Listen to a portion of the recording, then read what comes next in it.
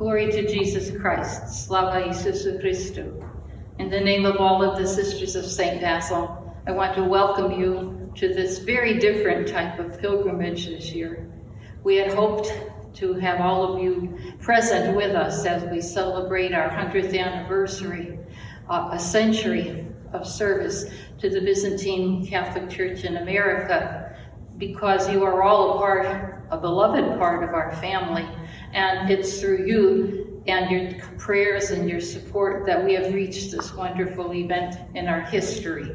So that part was very, very disappointing. However, in God's plan, it was meant to be this way.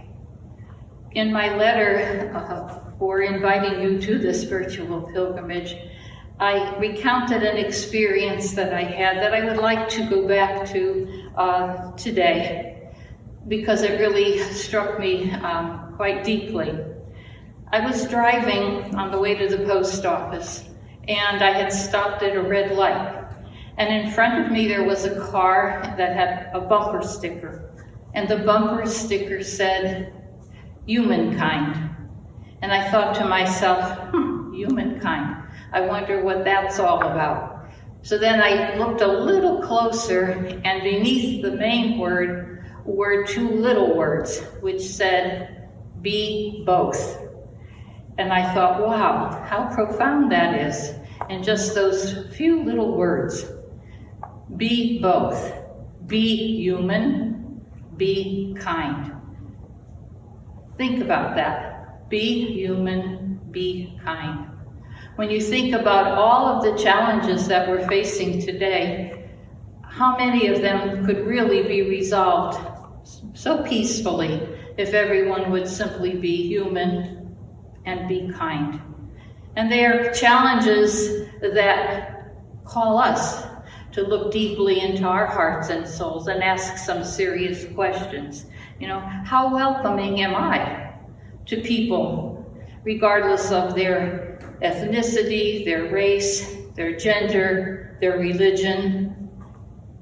When we think about COVID-19, how much do I participate in following the guidelines that are given to us? Because it's not just about me and my safety, it's about all those around me, and perhaps some who are a lot more vulnerable than I am. Again, be human, be kind. When it comes to people who are struggling, am I supportive? Do I go out of my way to support those, especially those struggling, to try and also participate in the blessings that are part of the American promise? Where do I stand on that? And then fourthly, we've been bombarded with so many advertisements, and they'll only get worse in the next couple of months, by candidates who are trying to get our attention to be voted into office. So do we think seriously about each of these candidates and ask ourselves, what are their values? What about their integrity? How do they stand with regard to the rights of others and other people? What about their moral character? These are important things that we need to think about.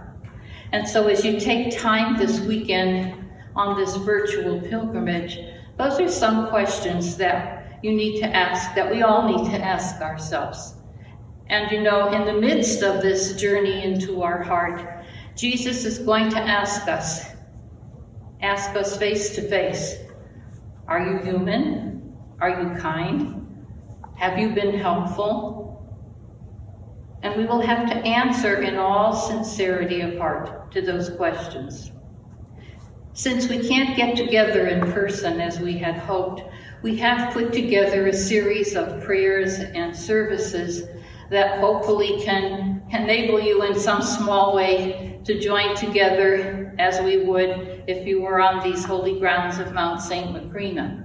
And so by your participating wherever you are, and with our praying here at the Mount, all of those prayers will go up in a grand symphony to reach the ear of God. And hopefully by doing that, we will be able to then give honor to our Lord And also honor to his most holy mother, whom we are devoted to as our mother of perpetual help. So again, we invite you to participate in all of those services to the extent that you can. And it's our small part to try and bring pilgrimage number 86 into reality for everyone. And so again, be safe, be human, be kind. Really, it's all summed up in the great commandments Jesus gave us. Love God, love others. All the theology books in the world can be noted, but it all comes down to those two commandments. Love God, love others.